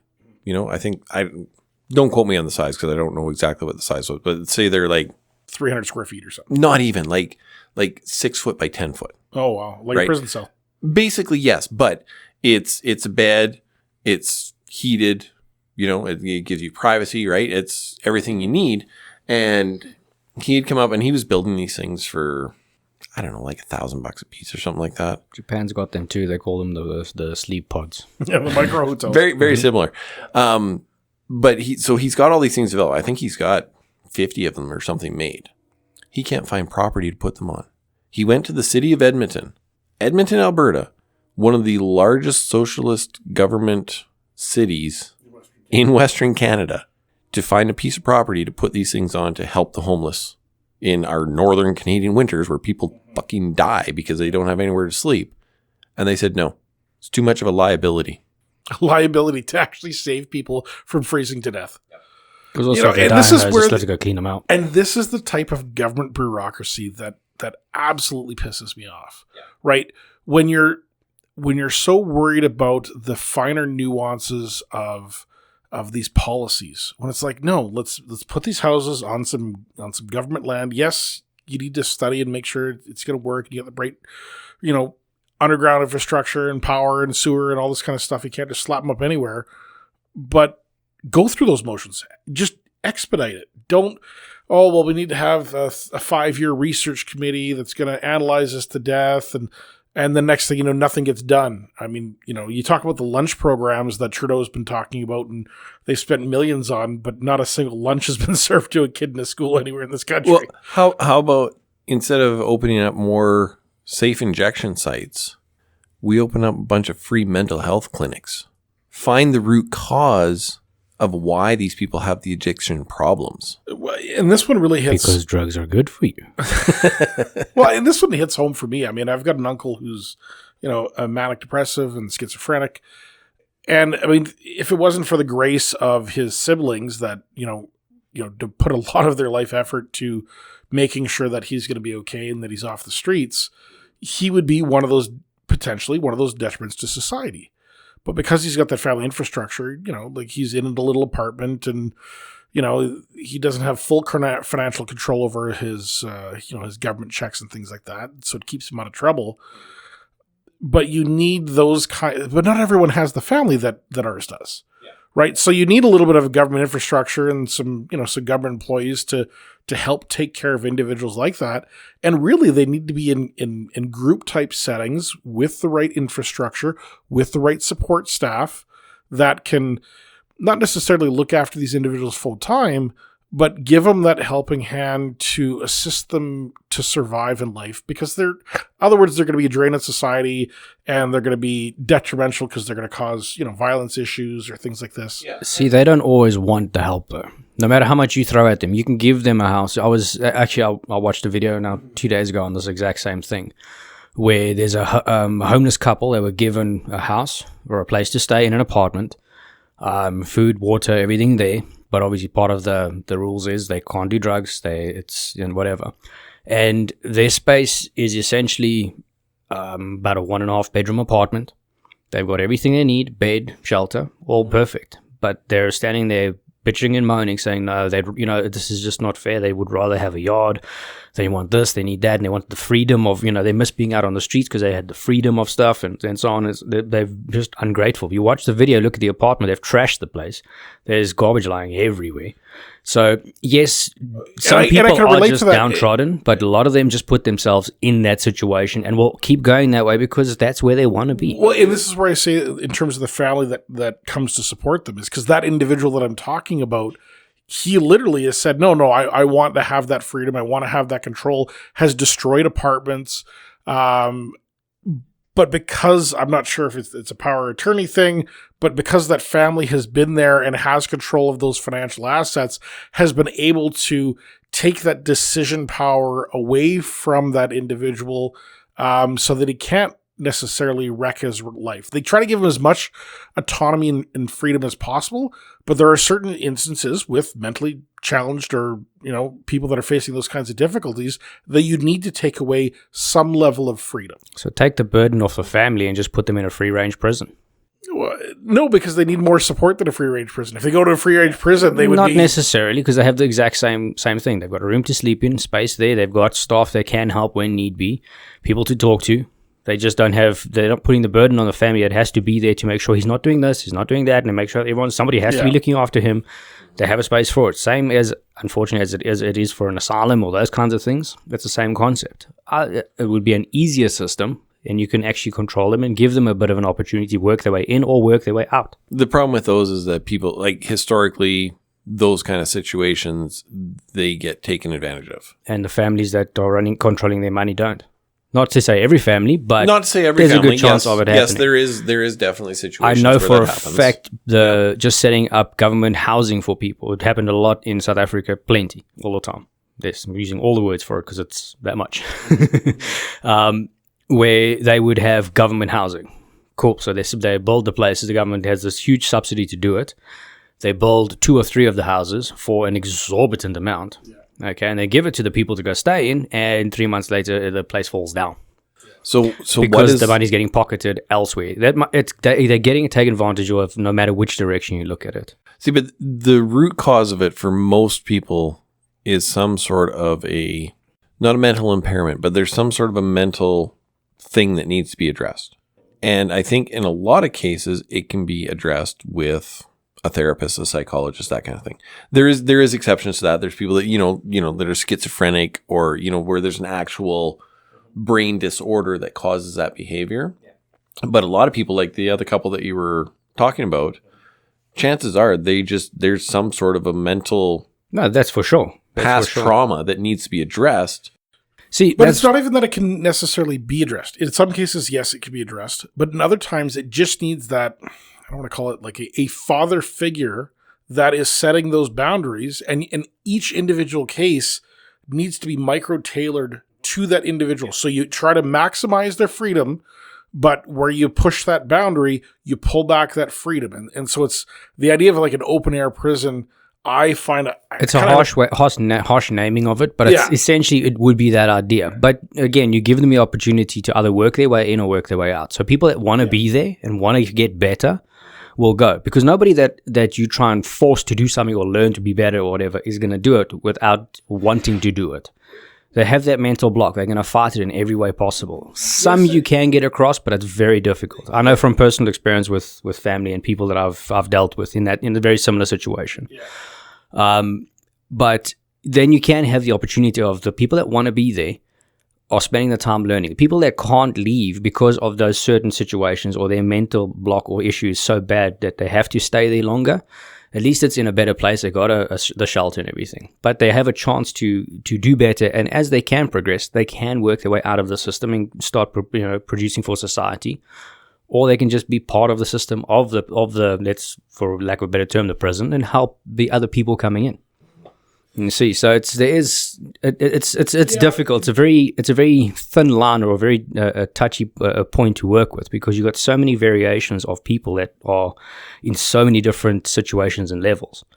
The thing I have maybe an issue with is the line of, if people don't want to be there. Well, I can say this almost for certain.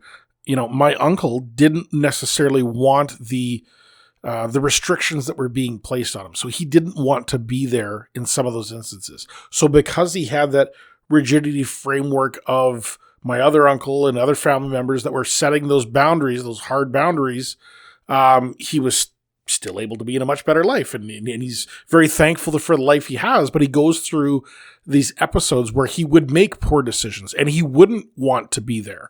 So it's sort of this fine balance of like, yes, you want to give them autonomy, but it's not necessarily their decision in some instances and circumstances that society needs to pull those decision making, opportunities away from them, for the betterment of society, for their own betterment. In this case, it was family that made that decision. And I think, in many cases, you could ask my uncle that has these challenges. He'd say, yeah, no, I'm better off because I've got, a brother that looks after me so much, and he comes from a place of love. Now, I'm not saying it's pretty hard to have a government worker replace that sibling coming from a place of love, but you can structure policies, you can structure caseworkers that are going to find that balance, that are going to tailor it to the individual. You see, there technically is a program very similar to that in place already, and it's rehabs. Because they already have you can leave and you can't leave. You have all of those same things in place for certain individuals. Not to say for all of them, but but it's difficult too, because you also have to factor in how many different types of issues people are having. Whether it's there's a whole spectrum and variety of them. It's such a wide spectrum. It's very difficult to be able to actually focus down on it.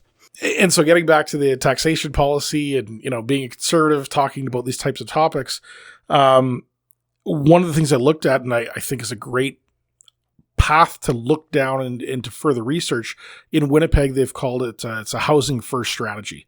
And so they took, I think it was the top 50 most problematic homeless individuals in Winnipeg, set them up with individual caseworkers, set them up with tiny home types living situations. And the cost of that program is obviously a fair chunk of change. But those individuals, like there was one individual that I think they figured it out, and he cost the government, it was like $500,000 a year between first responders, medical appointment, like basically going to the ER every time he got sick, or every time he got too drunk or high. And so when you had, from an economic standpoint, when you invested the resources up front, to prevent those people from falling through the cracks and having to rely on police and paramedics and fire department and all those first responders, they actually figured it was a net savings to society, and it was to the point of like a couple $100,000 per person. And so it's like, okay, well, if you could expand that program, and so instead of 50, you're taking the next 250, and maybe you don't need a dedicated worker for those next 200 people, because if you stratify them, say, on the bell curve, well, maybe you can have one person working with 5 people. And so you can develop these kinds of programs that, okay, well, maybe you've got different tiers. You've got those top 50 most problematic.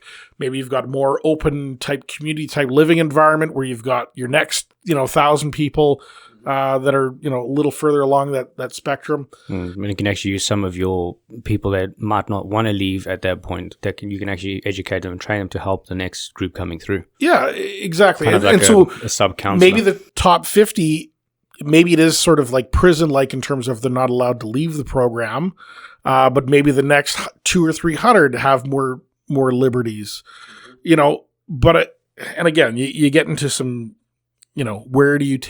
where does society get to dictate the removal of liberties from an individual? Well, I mean, part of that is we have a criminal justice system that no longer chooses to penalize individuals, right? But I mean, say, for example, if you committed a crime, well, maybe it's not jail time.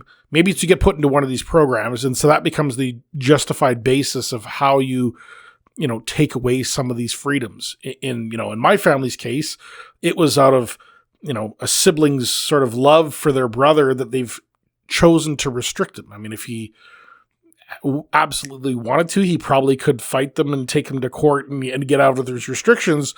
But he's definitely a smart enough individual to realize, no, my family's looking out for me. They're not taking advantage of him financially or anything like that. So he goes along with it, and it'd also be a fairly big fight to try and hire a lawyer and try to fight your family for that. But so there definitely is a balance in a societal type form of where do you limit restrictions? Okay, well, if you've committed a crime, maybe you end up, instead of going to a jail, you end up going to one of these facilities. I mean, because prisons cost a lot of money. I mean, the U.S. is a prime example. They spend trillions of dollars on housing prisoners. Well, does every one of those prisoners in a U.S. prison, is that the best use of prison resources? Well, you look it up here in Canada. How many homeless people will intentionally commit crimes just for the wintertime? For the wintertime. Because now they got a warm place to stay with meals every day. Yeah. Well, I'll go get my 3-month stint in jail. It'll cover me from January through to March, and I get to come out in the springtime. I don't know what the solution is. I still think the root cause of a lot of this stuff is just the inaccessibility of good mental health care. Well, and having the courage to develop programs that run that fine balance between treading on individual rights and freedoms versus a betterment to society.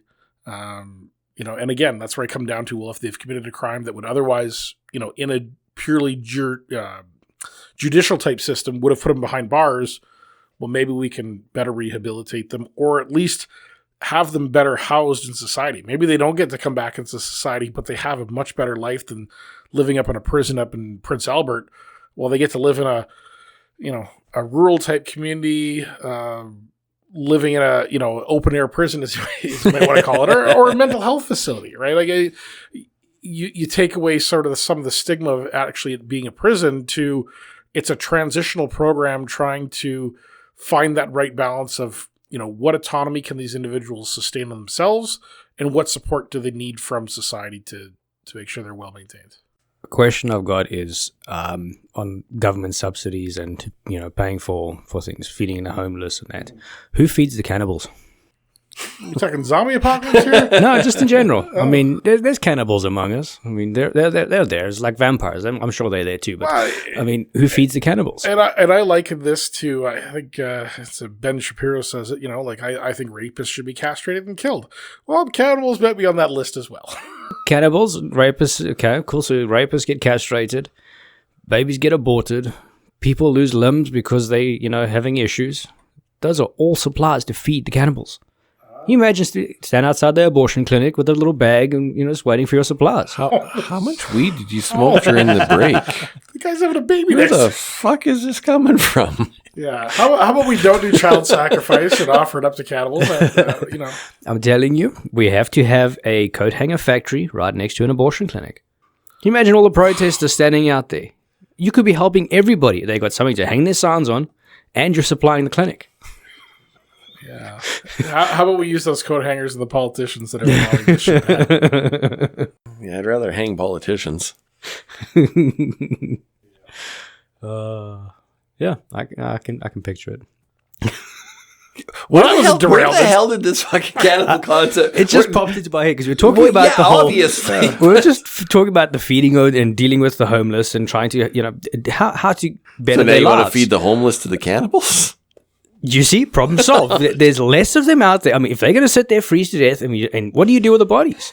Now, if you have the pods, you have the whole place ready set up with the pods. They die in the pods. Cool. You bring the pod. You can either bury the pod or there you go, soup bowl. Well, this actually brings me to another thought process. And it was one of the programs that I saw in Winnipeg, and it was a factory type setting that worked with mentally challenged individuals. And so they basically gave them jobs, and so there was government resources because obviously you need like caseworkers and facilitators to help, because they're not at the same productivity level as as maybe a normal person. I can't remember the name of what it was in Winnipeg, but anyways, great program. I met some of those people on the bus riding to work and stuff like that, and great fun individuals. So it's great to see. It'd be interesting to see more programs like that, because I think a lot of the challenge is if you don't have something productive that you're contributing back to society, you internalize that. You don't have a sense of purpose in the same way. You want to be doing something productive that you feel like you're contributing. That gives you a sense of pride. It brings up your self-esteem. So the more that we can have programs, again, tied in with this homeless open air prison. I'm going to find a better term for that. I'm going to create t-shirts. What do you mean? Yeah. But I mean, if you can have, maybe it's work programs, maybe it's creativity, whatever it is. I know my uncle, he loves helping other people. He doesn't really have avenues or ways to be able to do that. Saskatchewan when the Sarcan program first started in Saskatchewan, right? It was all mentally challenged individuals that worked them. And it still is, I think, in Regina. It's more just regular people now. Because the problem is you go there and now you go to a freaking Sarcan and you feel ostracized if you didn't separate them properly, if you didn't remove all the bottle caps, if there's garbage in the bags. I mean, frick, you used to be able to take your bottle somewhere and you would have an amazing conversation with a person that was just fucking happy to be there. Yeah. They were being helpful. They were being useful. They had a job. They were making a difference, right? And it was a great experience. I used to love going to Sarcan because you'd sit there and you chat with them. You'd really meet some great... You did. Awesome people. Yeah. Yeah. Yeah. There is nobody happier with their life than somebody that's got Down syndromes, for example, that has a purpose and has a job. And they fucking love everything that's happening. Yeah. Friendliest people in the world. And then for whatever reason, we got rid of that. Put them in the military, put them as frontline soldiers. The conflict's going to go down for a little while. Ukraine here? Come on. Jeez. God, you're what the hell? What happened to you during break here? Cannon fodder. Oh, man. Imagine it. They're all the friendliest, loveliest people. We'll sit there on the front lawns, have a cup of tea. Found your limit for iced teas, man. That's the vape pen. No, I think you're right? And it goes back to that sense of purpose. I want to say his name was Father Sabota. He used to be a priest in Winnipeg that would go up and work with the natives in northern Manitoba. What changed, kids? What? Oh my god! Okay, I'm making a serious point here. Come on. Anyways, Father Sabota, I'm not sure if I think he's probably passed away now because it was years ago. And that was the challenge that he said he faced with a lot of northern native communities, was the lack of sense of purpose. Because essentially, you're living on welfare, you're living off the band. You didn't have a job up in some of these reserve communities, and he said if you could find a way to instill that sense of a pride in your work, he says it would solve the vast majority of the problems that these individuals are facing. Yes, you're going to need other programs and other things to help them out, but a lot of what they're facing is a sense of despair because they're not doing anything productive because they're in an environment where they can't do anything productive. Yeah, which is the sort of the detriment of the Canadian reserve system, is we put them on marginalized land away from anything economically viable. And so you've got them now in, on the reserves. They're in a completely socialist environment, right? The band controls all the money for all the individuals. They provide you with all your needs. Well, just like communism, the top 1%, the chief and all of his friends, they get the majority of the income and everybody else gets fucking breadcrumbs. The First Nations societies before we came along were a socialist environment, but they all had purpose. They all actually worked together. They all did it for the benefit of each other, right? You had your hunters, you had your warriors, you had your gatherers, you had your elders, you had your medicine people, right? Like everybody had a purpose. Yeah, but I wouldn't call it socialist. I would say that native, and this is just my interpretation of what I've seen, is that native communities traditionally, the chief was the one that could provide the most he was the best hunter. He was the one that could gather the most people together to get behind a buffalo hunt or things like this. So it was almost capitalism in a non-monetary sense of those that could provide the most were the most respected in that community, in that society, and therefore they were elevated to higher positions. So not socialism, right? But it still was a socialist type society though, because that person may have been in charge, but they're still overseeing the disbursement of all the other stuff, right? He wasn't going to invite, this guy here to a raid because he was no good with whatever, right? He's going to pick the people that are appropriate. It was merit-based. Yeah. Which again, why it's not socialist. But I think that's an interesting point, is that we view a lot of the native communities as, they've been strong supporters of the NDP and the Liberals, and because the environment in which the reserve systems have been structured have made them a dependent people. Yes. Right? And, that was forced upon them, but so now when you grow up in a dependent type environment, it's whoever can sort of suck in the most resources, gets to become the chief, because now you can, control those resources. Yeah. And I'm not saying all chiefs are, inherently bad, but it becomes a victim and dependent type mentality by the underlying structure of how those resources come to those communities. Yeah. Right. And it's not an easy thing to change, because you can't just swipe a magic wand and create all those economic development opportunities for these communities.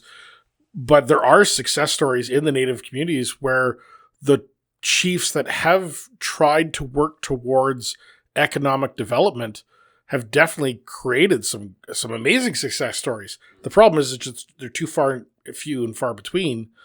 And they face a lot of opposition, because now then they're not following the system, which has generally provided them success. So they, then they're ostracized. Oh, well, you're following the white man's way, and you're being a corrupt business leader. And it's like, well, no, I'm trying to better all of our community, and they get shit on for it even within their own communities. See, but it depends. It also depends on the reservation and where it's located. Yes, there's lots of reservations out there where you'll go to the towns around those reservations, and you go to Coffee Row, for example, and it's white guy, native guy, white guy, native guy, native guy, white guy, and they're all just sitting there. They're all farmers, they're all businessmen, they're all ranchers, they're just regular people. They're integrated into the surrounding communities. Yeah, and they're successful, they're happy, and their reserves do well. And then you get other ones that have become very dependent on the government and the subsidies, where nobody is doing anything in these communities. And now you've got, multiple generations that have been basically raised that the government is responsible for your well-being. They don't have that. That's why there's so many addiction problems, because in their minds, their self-worth is zero because they've seen that from their parents and their grandparents and their great-grandparents, right? They've been led to believe. It's been generationalized. That they can't do any better than this and that the government owes them. And they don't have necessarily examples to see that path to success, right? Because when you're surrounded by, despair and lack of opportunity, it's hard to sort of have that entrepreneurial mindset of where you're going to, creatively build your way out of the situation. But also the ones that don't stick around. So the ones that are still around don't see it anyway. Yeah. No, that's a very good point. Some of the most racist people I know against First Nations are First Nations. Yeah. That, they went out, they went to university, they got the jobs, they got the careers, they're, successful individuals. And I mean, it comes back to my point of the people that want to help themselves or want to be helped or make a change versus those that are complacent in their situation and don't want to make a change. They'll stand there bitching and moaning about their problems and that it's everybody else's fault, but they won't make a change. But the ones that do can actually see this bullshit, and that's why they don't stick around. And that still gets back to that mental health thing. Yeah. What is the root cause of why you think you can't do better? Complacency, and definitely a generational, I'd say depression, but more of a influence of despair. And it's a hard cycle to break. It is. Right? It is. And it doesn't take away from the fact that, there was some absolutely terrible shit that was done to these people for many years, but you've got to find a way to overcome where that current situation is for the benefit of that future generation. Right. And like you said, some bands who, maybe they're closer to larger urban centers, they've been able to successfully do that. There are even some success stories from farther remote communities that have been able to sort of break that cycle. And I don't know that there's some magical wand of, okay, well, if they all just thought this way, it would work. I don't think that's a realistic statement. But there's definitely something that can be learned from, case studies within their own communities that, and I think some are looking at it. I mean, it's not something I know inherently at a close personal level, so I can't speak to it. But no, it's one of those topics where we need some people from some of the local bands to come in and have the discussion about it, right? Yeah. And hey, if anybody out there is listening and you'd want to come on this podcast, hey, I think it'd be a great conversation. Oh, definitely. I would love to. I would love to have more inside information on this, right? Because we're on the outside looking in. 4smalltownguys@gmail.com. Send us a message. Okay, I'm waiting. Where's the email? Nothing yet. Oh, wait, we're not live. You see, also the problem is with most people, negativity is the easiest thing to be and to be around and or to act as if, especially if you're around a group of people that have the same problem and everyone wants to be negative. As soon as they somewhat seem or get or feel positivity, their brain for some reason will push that down or hide it or put it away. I've done it myself. Mentally, I've actually seen it in myself do it, where you don't want to show excitement or be happy or be good about something like that because you think that now you're good and excited and happy. So that help and everything that was there or everything that was making it good might go away. And if it does, it's all back to shit again. Well, I think this goes back to you just want to be negative all the time. Sorry, my dad for many years used to struggle with the whole idea of trying to be positive about things. He was struggling with a lot of different things in his mind and that type of thing too. But one of the things I used to joke about was that I could give my dad $1 million today and he'll still turn around and say, but it's not 2 million, it's not 5, and there's that whole mental block of being happy with that. Wow, okay, this is a really big change. Let's look at the next positive. Let's find that positive. Yeah. It's always easier to find all the negatives before you find a positive. It's a very difficult mindset to force yourself to do. And so earlier in the podcast, we were talking about genetic encoding of, culturalistic traits. And so I actually think this is something that has been hard-coded into our DNA as a defense mechanism, right? If you become too, I mean, humanity has been a story of struggle, right? It's been a fight against nature up until really the last 50 years. You celebrate too hard, you get distracted. Well, you get distracted and you don't do the preparation that is needed for the survival of the absolutely become cruel lazy. world that is around us, right? So if this idea of, do you fall into this victimhood mentality, maybe that was a human developed trait that had been, developed over millennia, because you needed to always be preparing for that next trauma or for that next, struggle that you're going to face in life. And if you're just complacent and happy, well, then you get sideswiped by, tough times. You need to be starving to want to go hunt. Mm-hmm. If your stomach's full, you're not going to want to go out and, okay, well, I'm good. I'm good. Maybe for tomorrow. A while. Yeah, exactly. Yeah. It definitely is a mental genetic coding, I think, there. Because it's a survival thing. And just because now the whole world has become so lazy and easy, it just kind of is a go-to for the mind. It's just a fallback relaxation type thing. Well, you look at some of the billionaires on this planet. So, we're talking about Elon Musk. Somebody had asked him during an interview, like, you're already like the richest man in the world. Like, why do you still work? Like, why don't you just go like sit in a yacht somewhere and, sip Mai Tais and, enjoy these billions of dollars?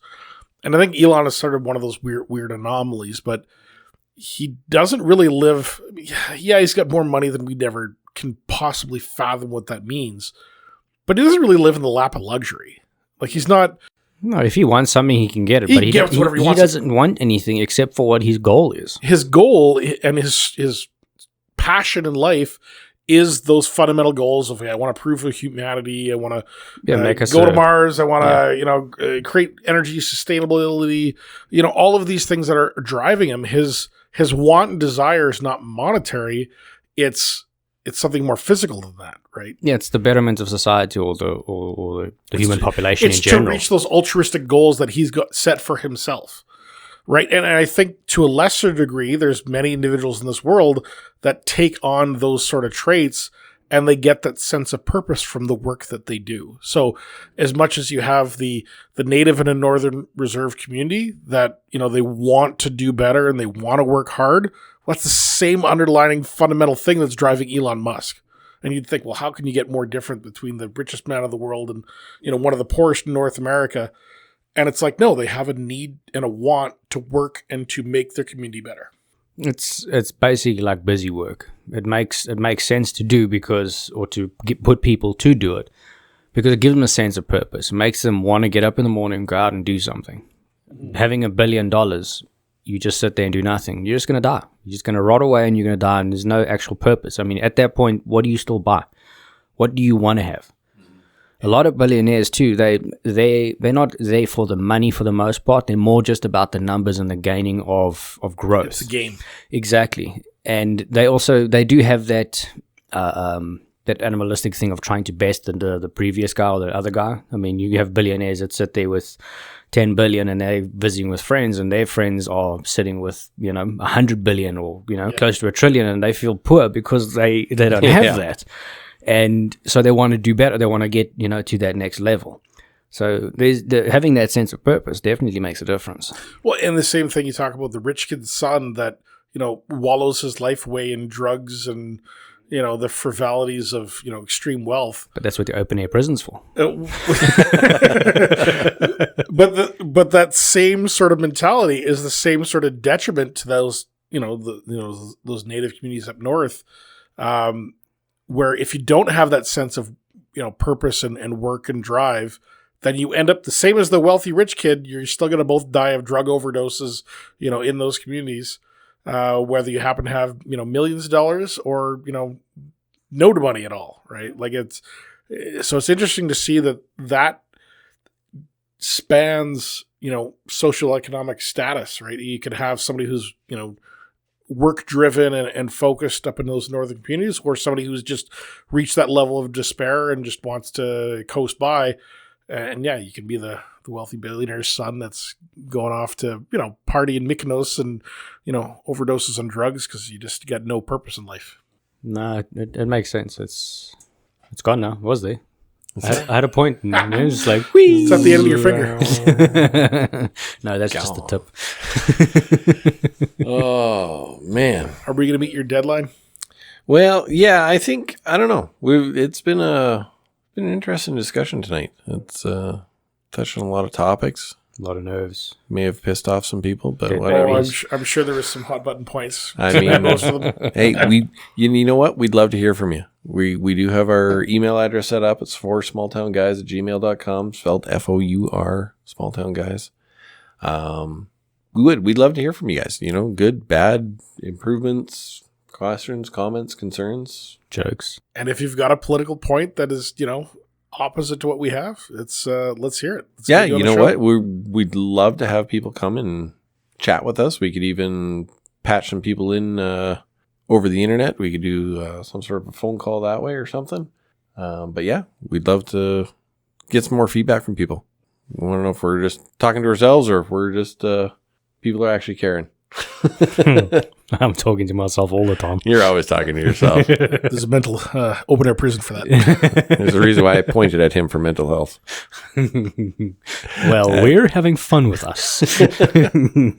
Anyways, thanks everybody for listening, and we'll be back at you in a couple of weeks, most likely. Most probably. Bicycle.